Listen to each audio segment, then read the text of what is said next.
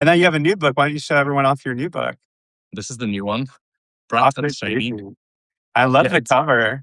thank you. So it's actually really interesting because the cover's actually inspired by some American kind of retro packaging. Mhm. We were not quite getting what we wanted, and then the designer decided to go back in the archives of a ton of different chocolate companies, and she found Mhm. some old Hershey's packaging. So it Oh, kind of comes from Hershey packaging, and no one in the UK really gets it, but everyone who's from America has gone, "It's Hershey's, right?" yeah, it looks like Hershey's, totally. Yeah. Well, that's a good segue into your kitchen because we're going to learn all about your cocoa powder of Mm. choice and whether or not it's Hershey's. It's not Hershey's. Well, thank you for doing Kitchen Treasure Hunt. The way this works is I'm going to give you little prompts and you're going to share parts of your kitchen with us. And round one is the rarities. These are the most unique things that you have in your kitchen. And the first question is, what is the item that you cherish the most in your kitchen that you would save first in a fire? So the kitchen's very new. We only had it renovated a couple of months ago. So there's a lot in here that's new. Okay. But a personal thing that I really love are these, which are, they're just coffee cups, but my brother Ooh, makes them. So these were handmade by my twin brother. that's amazing. So I use these every day. So I would probably grab those. He could just make me some more, but I was also going to say Wesley, but you've already seen him. Well, how does he make all those blue little dots? Is it hand painted? No, it's a glaze, and when it fires, it kind of creates this pattern. So it's all kind of organic. There's no natural design to it. It just kind of comes out this way with the glaze. But I have a bunch of things in this glaze because I love it. So that's is my morning coffee every day in there. And does he sell them for the public? Should we give him a shout out in case He people does. He's didn't? called Ceramics by Simon. He just started doing it about a year and a half ago, and he's got really good really quickly, which is really annoying. That's amazing. Okay, well, I'm going to go look for that when I hang up with you. My second question to you is, what is the oldest item in your kitchen? So I think the oldest is, well, there's a few things that are old that are vintage, but in terms of things that I've had the longest, it's probably these. These are like cannelé molds. Okay. Oh, I bought these like 20 years ago in Paris from G de 2, the cookware store. And I bought them when I had no money, all couldn't right. afford to buy them. And I spent some of my student loan on them. So it's not what you're supposed to spend your student loan on, but I've had them ever since. So they're probably the oldest thing in the kitchen. And I never had a cannelé until there was a bakery when I lived in LA that made them, and they have such a unique texture. Yeah, It's really. like you really need those molds because it's kind of like hard on the outside and then really soft on the inside. Is Yeah, to get this really, you bake them traditionally with a layer of beeswax on the inside. okay. And they bake at a really high temperature. So when they come out of the oven, the outside is almost burnt, Hmm. and they get this really deep caramelized flavor. And then it's really custardy on the inside. It's the best thing. They're so good. All right, now I'm gonna have to get those too. Okay, number three. What's something given to you by a loved one that's important to you that's in your kitchen? Oh God, that is a good question. I mean, I'm gonna say these again. Okay. Um, or I would say one of the best things is actually just the kitchen itself, which wasn't given to me. But the only reason I have this kitchen is me and my fiance decided we need to get a space of our own. And so we spent a long time working to get this place. So I would say it wouldn't be fair without him that we have the space. So I'm going to say it's that. But Would it be cumbersome to like turn the camera and show us your kitchen? so it's so you can see it. So Oh, that's so nice. I think we have the same espresso machine. yeah, it's the new Sage, or you call it Breville, same. Rebel, yeah, yeah, that's what I have. I don't know if I Um, could even show it. but I love it. I use it all the time. There's mine. Yeah, I use Len it. just keeps wanting me to put beauty filters on this call, so I can't see half of you. Oh, wait, what? Oh, you can't see half of me? No, because there's this weird thing that keeps just saying pop. Oh, there's gone. It's gone. It was saying that I needed to add a beauty filter, which is mildly insulting. Oh my God. That's funny. Mine doesn't say that. I must be beautiful. Uh, number four, what is an ingredient that you have that most people don't have in their kitchens? I would say it's probably tonka beans. So Oh, these are one of my all-time favorite ingredients. I have a slight obsession with them, and they're just a little bean that's dried and hard, almost kind of a little bit like nutmeg, but they smell and have the most amazing aroma. It's like a gently spiced aromatic vanilla, but it's super floral and heady. And I just think it's incredible. So you can't buy them in any supermarket, but they're really easy to get online and they are heaven. Although I think they're illegal in the US. Really? Why are they illegal? Well, it's a really weird one. So they're illegal because they have a high concentration of a compound called coumarin, which technically is toxic, but there's more coumarin in cinnamon than there is in tonka bean. So it makes no sense that it's illegal in Yeah. America, considering how much Americans love cinnamon. So we should start a secret business, like smuggling tonka beans into the United States. Well, And if you go to any like really high end restaurant, oftentimes, especially like Michelin star restaurants, even in America, you do find it on the menu. So there is definitely some sort of illicit trade for them happening somewhere. how do you use them? Like, what do you grind them up? Do you grate Yeah, them? I tend to use them kind of just as a general spice in baking. So there's a recipe in the book, which is like a tonka bean pound cake that's served with a whipped milk chocolate ganache. Yeah. And the tonka, you just grate it like you would a nutmeg. It's incredibly hard. And so you just use a microplane to zest it into it. And it's incredibly strong. So like this has taken me so long to get through. Because one is incredibly strong. So even if you only use a little bit, the strength of the flavor is so good. Well, if I get arrested next week, you'll know it's because I bought some tonka beans and I'll smuggle some in for you when I come that's to it. America next week. Okay, that sounds good. Number 5, what is your favorite serving dish or plate in your collection? Well, I would say it's one of my brothers, but he hasn't made any platters yet. So it's this Okay. one. Oh, where's that from? So this is by a ceramicist. I really like handmade ceramics. Yeah. So this is from a London ceramics maker who I really like her work. So I have a few things of hers, but this is a recent addition. It's not huge, but it's great for like a little side salad or a little platter of something. So What's her name in case anyone wants to? and you can ask that, and my brain has gone completely blank. I can't remember. All And right, we'll put that also later. not. We'll put it Oh in the no, comment. it's May Ceramics, MAE Ceramics. Okay, we're getting lots of shout outs today to ceramicists. So, okay, round 2, the everyday. Now we're going to explore your everyday stuff that you use every day. Number 1, what's your favorite cutting board? Oh, it's in here. So it's Oh, is it heavy? no, it's not at all. It's this one. So it's rubber. It's a Okay. Japanese rubber chopping board. And the reason it's great and the reason I like it a lot is because it's really good on your knives. It doesn't dull them in any way. It's also super easy to clean. It doesn't hold on to bacteria. They're not the cheapest, but they're really, really good. And I like them a lot. That makes so much sense. It's funny because I can't show you because the camera's resting on it, but I have a booze board, which is a Yeah. big wooden board, and it is so porous and so fragrant that like if I'm rolling pie dough on it after I've chopped onions, it's like, why am I doing this? Not But a good idea. No. not a good idea. It's fun. I have a booze board that I love, Yeah. but mine is just so big Yeah. and unruly that I don't use it as often. And it's really hard to get in my sink to clean.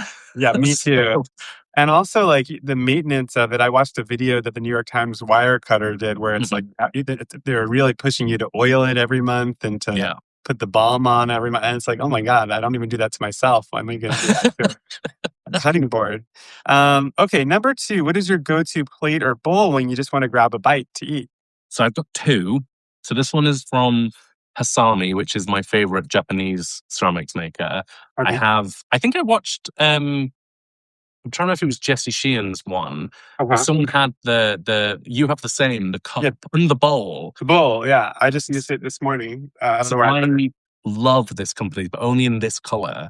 And I Uh, have a mug in that color as well, which I love. So there's that one. And then this one I actually made. So there's this little diddy one. you made it? Yeah, my brother told me was teaching me to make ceramics. So I made this one a couple of weeks ago and it's become my new little favorite.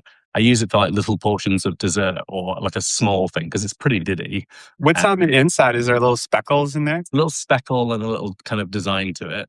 Ooh, I love that. That's Yeah, it's awesome. really nice. So does your brother have a dedicated workspace? I mean, does he work from home or does he have a studio? No, so he actually has a corporate job, and then he does like a second shift at a studio that he rents space in. So it's like a collaborative studio that he has space in. Right. Because it'd be hard to have a kiln in your home. He wants one. He really, really wants one, but Yeah. I'm not sure you can have a kiln in an apartment building. Probably not. I wouldn't No. want to be his landlord. Um, okay, number three. What is something in your refrigerator left over from your last cooking session? So I was in the middle of filming something earlier. So I have these cookies that I made. Mm. So and they're basically it's a really old recipe of mine that I had to film for a magazine that I work for, and it will be a hot cross bun cookie. So it's Easter coming up soon, and the biggest thing in the UK is a hot cross bun at Easter, and it's like spiced with lots of dried fruit and candied peel. And it's a yeasted dough, and these are kind of inspired by that. So they just need to have a cross added onto them to finish them. But they're just a really simple kind of cookie that's almost a bit like an Australian Anzac, but kind of Oh, the flavors of a hot cross bun. So they're waiting to be finished. it's funny because the first song I learned how to play on the piano was Hot Oh, Cross Buns. I'm sure yes. you learned that too. Yeah, Is exactly. that a song you learned as a kid when you grew up in the I UK? don't know if everybody does, but I remember learning chopsticks and hot cross bun. But I hated my piano teacher, so I quit very quickly. He was very mean. uh, There was definitely like some rapping of the knuckles with a ruler that I wasn't doing things correctly. So I right. definitely So didn't. you're not singing that song while you make your hot No, cross bun. no. It's funny. I don't think I've ever had a hot cross bun, but I'm sure they do make them in America. I just don't. I reckon if there's somewhere in New York that sells them, I would think Elbow Bread might do them just Oh, because it feels like it would be in their sort of pantheon of baked goods. well, she makes Um, matzah there, which is going to be great for Passover, oh which is yeah, also no, the same time as Easter. So yeah, I yeah. can go there. Okay. Number four, what's something? Oh, I'm really excited about this question. I actually wrote this question for you. I changed the previous question. So, what is something in your kitchen that is distinctly British that we wouldn't find so easily in America? So I don't think it's going to be the most shocking ingredient. I don't think you're going to be like, oh my God, I've never heard of this. But it's golden syrup. So Oh, this is okay. like in every British person's home. Um, and in terms of baking, this is what I went for. And it's basically a very, very sweet syrup. But unlike corn syrup, it actually has flavor. So it's very kind of warm and caramelly, almost kind of honeycomb tasting. Hmm. And it's kind of like a classic of British baking. If you want something that's savory, then I would say but this is not what it normally looks like. So this is Marmite, but it says Mike because it's my fiance's name. But that's also like something that would be quite unusual to most Americans, and they would probably hate the taste of it. I've tried it before, and it's funny because it's like so beloved, especially in Mm. Australia too, right? Or is Yeah, that they have a slightly different version called Vegemite, but it's basically the Vegemite? same thing. Yeah, and I went there and I tried it. I mean, it's kind of like yeasty. It has like a lot of umami in it, Yeah. right? Yeah, you don't have lots of it because it's incredibly strong, but it's basically a yeast extract. So it's this thick tar-like spread that you can put on things. But people use it a lot in cooking to like add depth and savoriness to dishes. So just adding a little bit to it. Someone also has said that you can buy golden syrup in the US now, and you can in some supermarkets, especially in like the international aisle these days. Did somebody say that in the comments? Because I don't see any It comments just on. literally is just it's just hanging on the bottom of my screen I don't know how from I got it to charity. get mine to show that. I'll have to figure that out while I'm not talking to you. Okay, I can't see your comments, everybody. I'm sorry. Okay, and what number five? Oh, I just wanted to say about Marmite. How do you eat it? Was my question. So the only I don't love it. It's not my favorite thing. I actually quite like to make it into like a cheese scone, like a savory scone, Okay. and I would add it with lots and lots of cheese because it's great mixed with cheese. But the most frequent way that my fiance has it is he just has it on toast with a little bit of butter. It's a Yeah, really classic breakfast thing. that's how I tried it. Yeah, And yeah, with golden syrup, do you ever use it not in baking? Like, do you drizzle it over yeah, pancakes? Or- yeah, yeah. To be honest, it's probably I would say it's 50-50. Most people will use it either just as a topping for things, in place of like syrup or honey. I would say when I was a kid, not many people were having like maple syrup, whereas now maple syrup has probably come in on the action a little bit. Yeah. But yeah, golden syrup is very often used either on top of a dessert or pancakes or that kind of thing. Some people might even have it on toast, but my granddad would always have it with his porridge. Oh, So a yeah. little bit of maple syrup and golden syrup on top of his porridge. Do you have any? This is I'm throwing you. This is an improvised question, so don't be startled. But do you have any American ingredients in your kitchen that most British people don't have? Oh, so I do because I work for a lot of American publications. So I have a ton of American flour Ah, in my cupboards because when I'm cross testing, an American magazine sent me kilos and kilos of American flour. I also randomly have a. It's the only box mix I've ever had, and I've still not used it years later. I randomly bought on a whim. I was in I think it was called the Piggly Wiggly, a supermarket in Alabama, yeah. and they had the. You made it sound so elegant. I want to go there now. I bought just because I saw it and I thought I have to buy this. It was the Dolly Parton coconut cake mix, but I've never used it. It's been sat in my cupboard for years because I don't use cake mix. So And you know what? That is a gay cook piece of decor I've seen in several of my friends' kitchens on the shelf. So you're not alone. surprised, yeah. Yeah. Okay, let's go to category three, which is. Oh wait, no. Do we do? What's the ingredient that you go to? Okay, what is the ingredient you go to again and again to give things that Ed Kimber flair? So much to Mike's chagrin, it is cardamom. Oh, I love cardamom. I think it's kind of the go-to baking spice. mhm. I think it partners with everything. I think it goes great with fruit. It goes great with chocolate. It goes great with dairy. It's just delicious. And I will happily put it in anything. Unfortunately, my fiance Mike hates cardamom in sweet things. So Hmm. very normally I'll make something and he'll go, why couldn't you just made it normal? And he hates it when I'm adding in cardamom. And also one of my editors once said to me that I had to stop adding cardamom to my book recipes because there was already too many. Really? Yeah, there was quite a lot. So Justice for cardamom.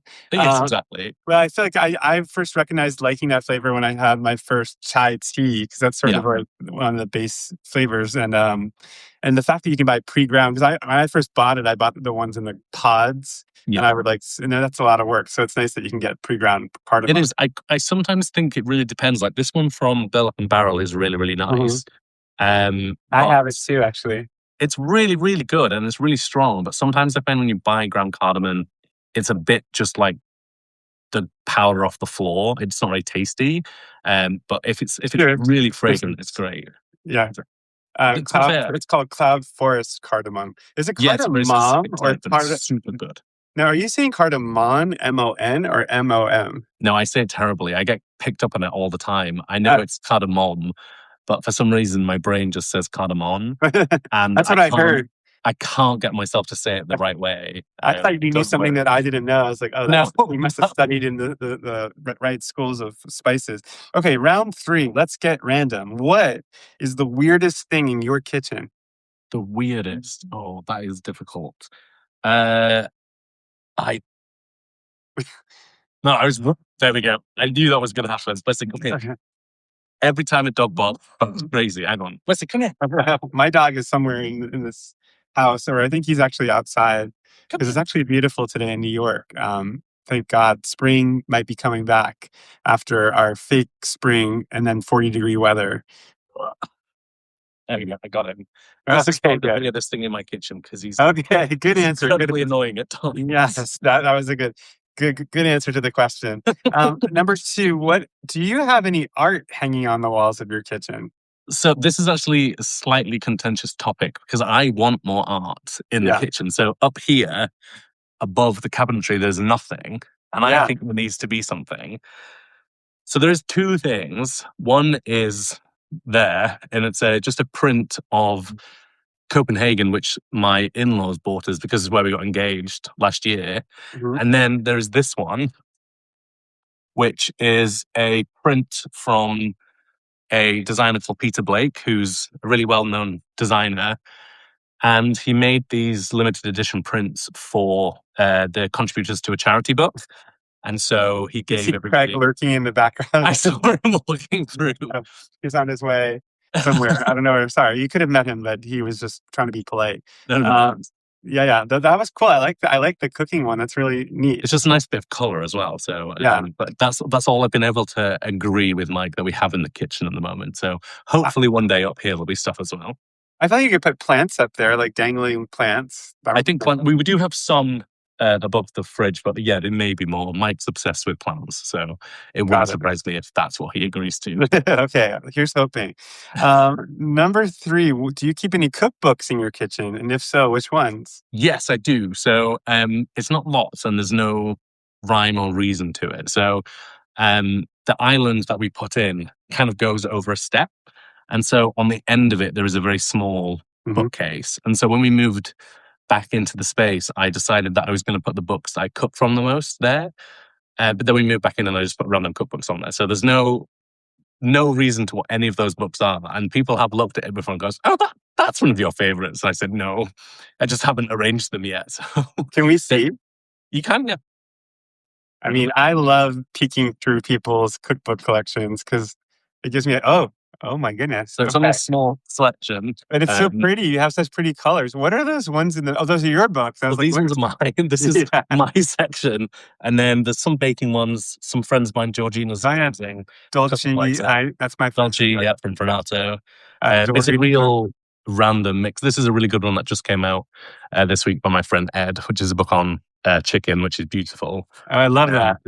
and then there's this one, which I really like from Copenhagen, which is from a really amazing bakery. I went there when I was in Copenhagen and I Yeah. had whatever that was on the cover. Is that a hot cross bun? That's what I had. No, that one I think is probably a cardamom bun. Yeah, it's a cardamom bun.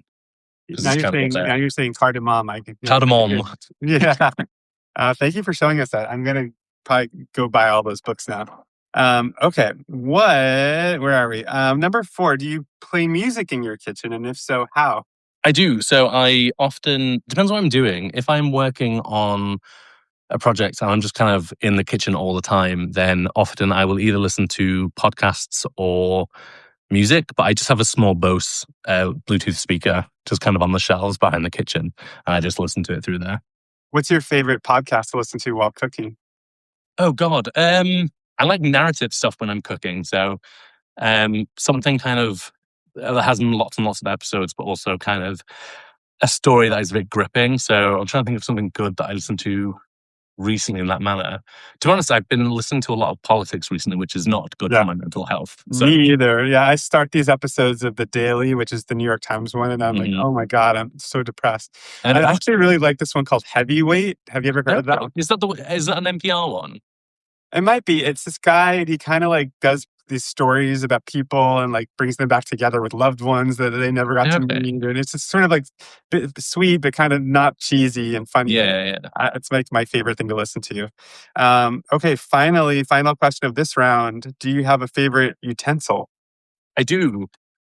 My little offset spatulas. Oh, So these are like the thing I turn to as a baker more than anything else. They're really good for spreading out batters, decorating cakes. But because they've got an offset, it means you can hold it without it touching the surface of anything. So it's much better than a flat spatula. So I use those all the time. Basically, I lose them all the time as well. So every time I see them, I just buy one because they cost a couple of dollars. So I have an endless supply of them somewhere. it's funny because like I have iced many a cake in my time, and I've always done a very bad job of it. I've always gotten like crumbs in the icing. I always like glop on too much. I make a mess. It's Um, fine. Baking's but not meant to be perfect. I find it really slightly sad that we've got to this kind of position where baking's become almost competitive. And to me, the most that's the winner of the Great British Bake Off season one. yes, but I also wouldn't. If I went on that show now, I would do terribly Really? because I'm not a cake decorator. I don't make things to look fancy. I make them to taste really good, and I think that to me is the central focus of what we should be doing. So I don't care if the cake is messy and if there's crumbs in the frosting. If it tastes really good, Yeah. that's all that matters. That's a really good point because like now they have to like make dioramas of food, like little like scenes of like. It's just a bit silly. Yeah. Okay. Wow. I hope Paul Hollywood's not watching this right now. Something tells me he's not. Okay. Now we're in our final round, the drill. We're gonna just get your go-to stuff. So, what is your go-to butter? So I actually surprisingly don't have a brand preference. So I think this is probably a bit different than in the US, but in the UK and in all of Europe, butter's quite a heavily regulated product. Okay. So the fat content's always pretty high. And because we're very much a kind of dairy continent, it's all pretty good. So Mhm. even supermarket brand butter is pretty good. So I like Kerrygold. I like President, which is a French butter. But to be honest, I use a lot of supermarket own brand, and across the board for UK supermarkets, the quality's pretty good. So Yeah. as that's for baking, if I'm having something where I'm going to spread it on top of something, then I will. I do have some Bordier butter in my freezer that my brother Um, gave to me because he also made me this. So ooh, this is a butterbell. I've And so seen those inside it, before. Yeah. it's really great. So you fill this with water, soft butter in here, and then it creates a vacuum on the butter, and it means it doesn't go off. And so you can have soft spreadable butter without having to have it in the fridge. I have this Le Creuset butter dish that I love having, but this Mhm. butter is probably not very good. It's been sitting at room temperature for a couple of weeks. It smells Yeah. okay, but That's the good thing about this because you have the water, you can have it out for weeks. All you have to do is change the water every now and again to keep it fresh, yeah, and it keeps for weeks. and the butter doesn't get wet. No, because the top of it gets a tiny bit of water on it, but because it's fat and water, it doesn't really blend Right. together. It kind of just drips off of it. That's what they call me in a swimming pool. Okay, your go-to salt. What kind of salt do you use? Oh, Malden. Malden. So Okay, I've got my Malden. I use two. I use Malden, and then I use one called the Cornish Salt Company. Orange. Okay, I've never heard of that. It's a British salt company. It makes really really good sea salt. So I use that a lot. And then we don't have the debate over like Morton's or Diamond Crystal. Right. Because we just don't sell them. Although I do have a huge tub of Diamond Crystal in my cupboard, but I never use it because it was sent to me by a magazine when I was writing for the US, and it's now basically a block of salt because it's been sat Mm, for so long. I've seen that And happen. yes, exactly. So, but yeah, these are the two that I would probably turn to the most. So you use Malden like for like actually like inside the cookies. Like I use it to sprinkle on top of stuff, Mhm. but do you use it to bake with like as Sometimes, if I'm writing recipes for other people, then no, I'll just use a kind of relatively standard, what we would call fine sea salt, which yeah. is just something that is basically pretty standard in most UK supermarkets. It's uncomplicated and it's a fine grained salt.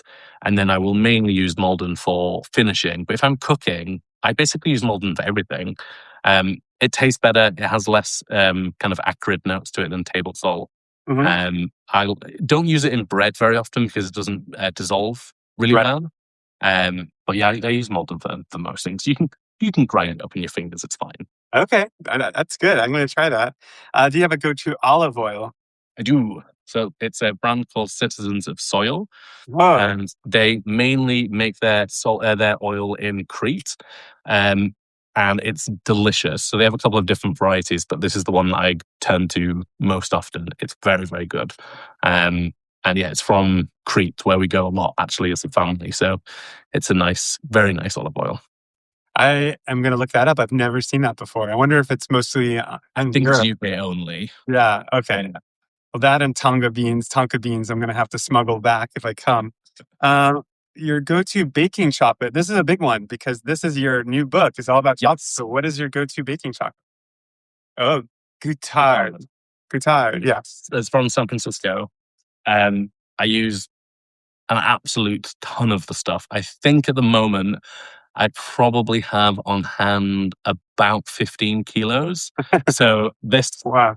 is 3 kilos. I have at least three more of these. How do you store it so it doesn't go bad, or does it not go bad? Doesn't last very long when I'm testing recipes. So Okay. I have a whole wall of cupboards here, Yep. and they're all full of equipment and ingredients, and there's a lot of chocolate in one of them. So it's just in a nice, slightly dark, cool spot. Do you love chocolate? Like, I mean, I know you just wrote a book about chocolate, but is it your go-to flavor? I said in the intro to the book that it's basically the book is like my love letter to my favorite ingredient. I think kind of a bit like how I view tonka Sorry, bean. my dog is going crazy now. You want Is your dog called Winston? you want to be on camera? All right, he'll join us for the end of the Oh, interview. hello. Is it Winston? This You is said. yes, this is Winston. Oh, He wanted to go outside, but you were just saying you love chocolate. It has toffee notes.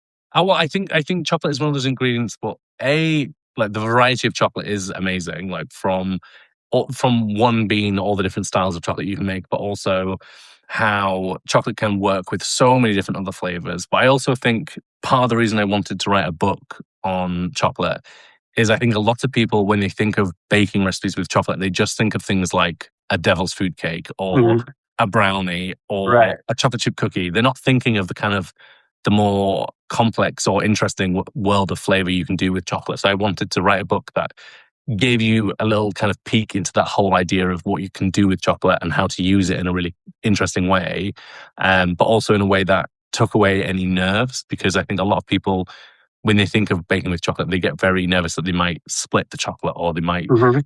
have to temper some chocolate, and it's really scary. So, but yeah, I think it probably is my favorite ingredient. I've been having it as my birthday cake since I was basically 1 year old. So.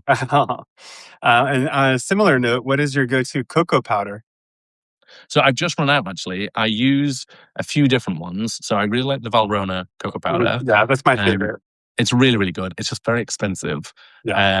The Guittard cocoa powder is also excellent. And then I use a company called Dazan, who is relatively new to the public, but they've been making cocoa-based products for like hundreds of years, or hundreds, 100 years. Um, their cocoa powders are really good, and they have a whole variety. But I would say my go-to is from Dazan. It's a really beautiful kind of cocoa powder that's very, very similar to the Valrhona, but a lot cheaper. How do you spell design? Dezaan is a Zed. name. I don't know if Dazan. that's it. Yeah. Zed is a British way of saying Z. Z, sorry. What is your go-to rolling pin?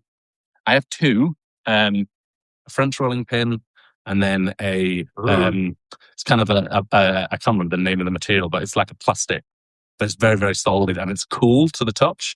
So it's okay. really good for pastry work. But I use this one a lot if I'm rolling out pie dough a lot because the tapered one is really useful for that. So And I have a I very, got that in Paris actually. I think I bought that 10 years ago in Paris. and is the fact that it's thin more ideal than the ones that are very thick? Like, does that make a difference? It depends. So I think it's better because the really, really thick ones are heavier. So I think sometimes when people are rolling out, if they use a really heavy pin, they end up with uneven thicknesses. That's But the me. reason it's tapered means it's slightly easier to put more pressure where you need it. And I think actually it concentrates it in the middle because the pressure is going to go here rather than the end. And so I think it helps you create a slightly more even shape. As long as you're moving the pastry around, it creates a slightly better shape. So yeah, if I'm making a round or if I'm laminating like a croissant, then I really like a French rolling pin. That's really good advice. I got good advice from Jesse Sheehan last week too about how to roll it out because I said that mine always looks like a map of America when I'm done rolling it out. So now I can get your rolling pin. I'm going to use her advice. Yeah. In good shape. Okay, this is the second to last question. What is your go-to peanut butter? And is that something that people use a lot in the UK? Yeah, so peanut butter has been something like I don't think it's a new ingredient here. Like I've been having it since I was a kid. Um, I think it's definitely had a heyday recently, and it's partly because of this brand. So this is a brand called Manolife. I Oh don't wow. know where the name comes from, but the thing that's really cool about it, I don't know if you can see, is it has what's called deep roast. Yeah. So this is a thing they came up with where they just really, really roast the nuts, and it makes the peanut butter that's so much more flavorful. It is a natural peanut butter, so it's not the best to bake with. So I still do use Skippy Yeah. when I'm baking because it works so well. But this is my go-to for toast or breakfast or making a bowl of noodles or something like that. Do you know the book Flavor Heroes by Hmm. Gurjit Loyal? It's one of Yeah, my Gert's a favorite. friend. Oh, okay. It's one of my favorite new books. I've been cooking from it a Oh, it's lot. great. It's really And good. Yeah. I mean, he breaks it up by different ingredients, and one of them is a deep roasted peanut Oh, butter, yes. dark roasted peanut butter. And I bought some, which I have somewhere here. Oh, can you get it from the Okay. American brands now? Yeah, I don't know. Oh, nice. It wasn't like Skippy or anything, but it's something. Yeah, yeah. Okay, now this is my last question. I ask everybody this question, but it'll be interesting to see what your answer is because maybe it's different over there. What is your go-to dish soap? Oh, so when I read this question, I thought you're not going to get an interesting answer from a British person on this at all because everybody uses the same dish soap. So there's a brand here called Fairy Liquid. And Really? I know to an American that's going to sound very different. Yeah. Um, but it's the brand that everyone has. It's like saying Kleenex versus tissues. Fairy Right. Liquid is just basically what people call it. It's not interesting. It's not special. It's just the brand that has the market share. I think they must sell 90% of the market share must be Fairy Liquid. And every other dish soap is replicating the look of Fairy Liquid. They're all basically the same. Do you have some to show us right No, now? because it's such an ugly packaging that I decant it into a glass, uh, into a glass Wow. dispenser because it looks Okay. nicer. Well, I am gonna Google fairy liquid because now I'm obsessed with that idea. I want to have some in my kitchen. Well, Ed, show us your book one more time before we go, so everyone knows to go out and buy it. And I know that it's on sale in the U.S. because I just saw it at my local bookstore yesterday. So, It is. And I'm also actually coming on a big US book tour next month. So where are you going? be in Seattle, Portland, San Francisco, LA, New York, where else? DC, and then I think it's not official yet, but I think I'm also going to Toronto. So a Wow. nice big tour. When you're in New York, look me up because I'm gonna get all those ingredients and I'll make you some dinner. Well, what I'm doing in New York is we're doing a really fun one. We're going to do a collab with Harney's Bakery. Oh, So they're going nice. to put some stuff on the menu for a day, and I'll be hanging out at bakery signing books. So we're not doing I a will bookstore. come. Yeah, it should be really good. And I think what we're going to make is excellent if we do what I've suggested. Okay, well, I'm excited to see you there. And so, if anybody's watching and you're in New York or any of those cities, go find Ed on his tour. Ed, thank you so much for letting us explore your kitchen and good luck with Thanks the for book. having me. Thank you so much. All right, have a good day. All right. Bye.